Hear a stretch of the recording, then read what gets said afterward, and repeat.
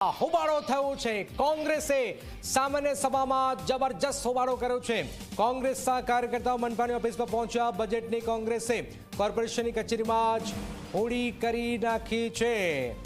વડોદરાની અંદર જે પરિસ્થિતિ સર્જાઈ છે એ પરિસ્થિતિને લઈને વિપક્ષ આક્રોશિત થયો છે અને આપ જોઈ રહ્યા છો વડોદરા કોર્પોરેશન સીધા દ્રશ્યો કે જ્યાં હંગામો થઈ ગયો છે।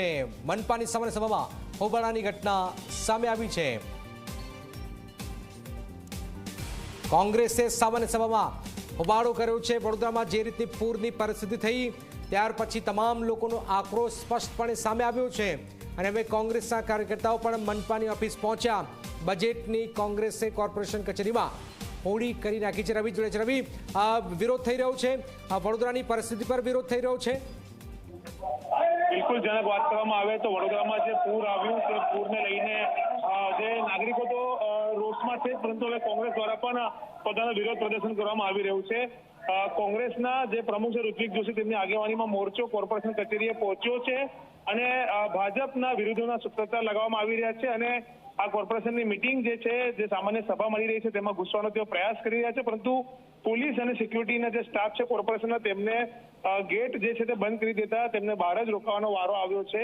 મહત્વની બાબત છે કે કોંગ્રેસે જે બજેટ છે તે બજેટની હોડી પણ કરી અને બજેટની હોડી કરીને જે છે તે વિરોધ પ્રદર્શન પણ કરી રહ્યા છે।